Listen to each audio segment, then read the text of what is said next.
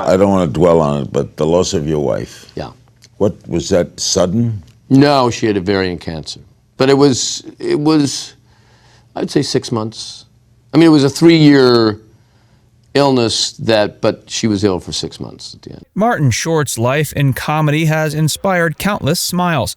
From his early years on the Canadian stage to Saturday Night Live, from beloved films like Three Amigos to the acclaimed series Only Murders in the Building, his effervescence has long been his trademark. Yet behind that trademark humor lies a chapter of profound sorrow, one that tested every facet of his optimism. In 2010, Short lost his wife, Nancy Dolman, to ovarian cancer. She had been his partner for 3 decades, a woman whose warmth and spirited humor mirrored his own. Join us as we explore how Martin has carried on his wife's memory while still embracing every moment with laughter and grace.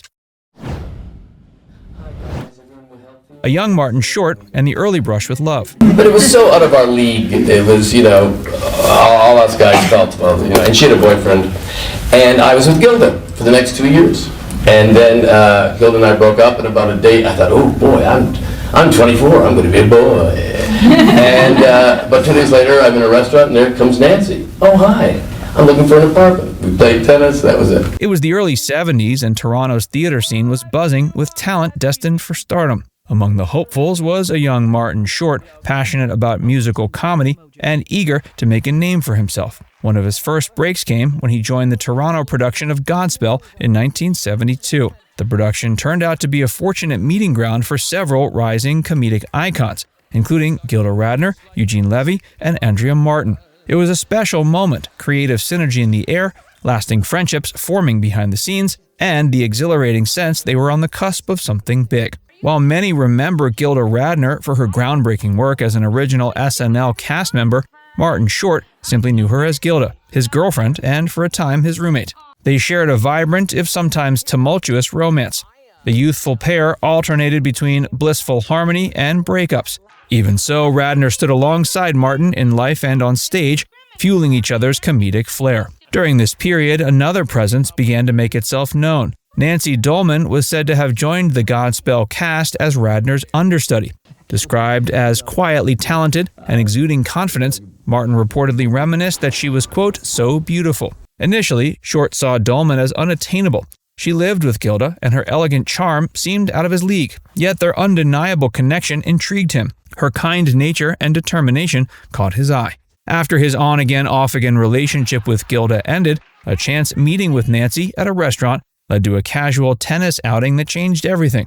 Despite Gilda's protests, Martin and Nancy discovered something new and exciting. Soon after, they playfully checked into a modest hotel as Mr. and Mrs., hinting at their future.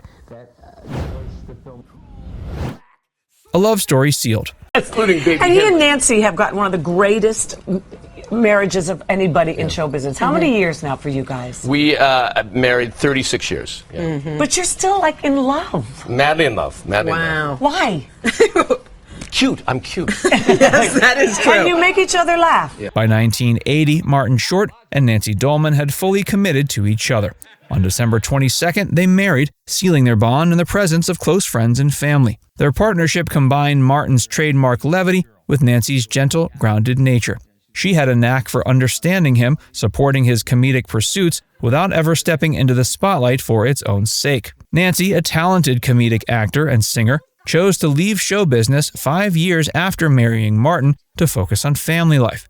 Together, they adopted 3 children, Catherine, Oliver, and Henry, where Nancy embraced her role as a stay-at-home mom, finding joy in cooking, playdates, and creating a supportive home. While Martin's career soared, becoming an SNL star in the 1980s, they stood together as a Hollywood couple defying the odds, creating a stable and loving environment that rarely made tabloid headlines. It was a golden chapter, one they believed would extend for many more years. Confronting illness in the aftermath of loss. When the diagnosis of ovarian cancer came for Nancy Dolman, it arrived like an unwelcome intruder on a home built on laughter and love. The early stages were cloaked in hope. The family believed that modern treatments and Nancy's strong spirit would carry her through the battle. But as the months wore on, it became clear her illness was a formidable foe. Martin, who had already seen the devastating toll ovarian cancer could take, when Gilda Radner died of the same disease in 1989, found himself grappling with a horrifying déjà vu. The family drew closer. Their 3 children, Catherine, Oliver, and Henry, banded together to support their mother. And Martin, ever the optimist, held on to every ounce of faith that Nancy might yet pull through. Even amid such heartbreak, Nancy retained her characteristic resolve, expressing to Martin in her final days that she had certain wishes for how she wanted her passing to be handled. She made it clear she did not want a funeral or a memorial service. She told Martin, quote, "Throw a party or not," an instruction that reflected her practical sense of humor, even in the face of mortality. The end came on August 21st, 2010, leaving Martin and their children to navigate a staggering new reality. In an intimate and profoundly moving tribute, they took Nancy's ashes in a boat on the water, releasing them while physically diving in. Martin later spoke of that moment on The Meredith Vieira Show, explaining how this act was a final embrace of Nancy's essence. Quote, "It was absolutely horrible," Martin later told an interviewer, recalling the experience.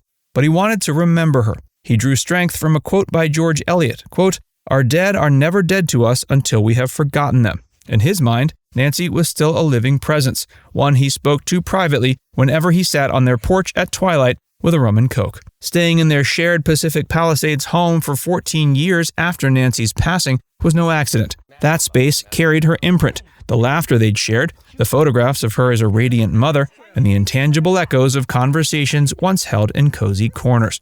For Martin, the home was a repository of memories too precious to abandon casually. Yet as the years went by, he sensed moving forward would require new surroundings. In May 2024, he finally purchased a home in Brentwood's Mandeville Canyon neighborhood, marking a quiet but resolute step towards crafting a chapter that honored Nancy while allowing him to live in the present. Moving forward. In the years following Nancy's passing, Martin Short focused on continuing his life's work, comedy. He has long been recognized for his quick wit and versatility, from SNL sketches to hosting stints and comedic roles in films. More recently, he found renewed acclaim in the Hulu series Only Murders in the Building, acting alongside longtime friends Steve Martin and Selena Gomez. Amid his thriving professional life, Short also encountered a swirl of rumors regarding his personal relationships, most notably with actress Meryl Streep. The two portrayed an on-screen love interest in Only Murders in the Building's 3rd season, displaying a heartfelt chemistry that prompted viewers to speculate about a real-life romance.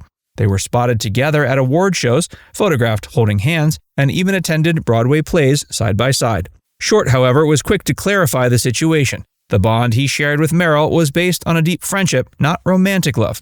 Having seen the heights of a devoted marriage with Nancy, Martin's perspective on love is intimately tied to shared memories and enduring emotional investment. While Meryl had her own personal changes, publicly revealing a long separation from her husband, Short remained consistent in expressing that his heart belonged to the legacy he and Nancy created over their 3 decades together. When speaking of Nancy in interviews, Martin often returns to the notion that her spirit continues to permeate the spaces they once shared. He talks to her in quiet moments, imagining her voice chiming in on the small joys and challenges of daily life. In his 2014 memoir, he wrote about how, at sunset, he might raise a glass and call out, "Hey, Nan," assured she is there in some intangible way. Now it's time to hear from you. How do we best honor those we've lost while moving forward with hope and strength?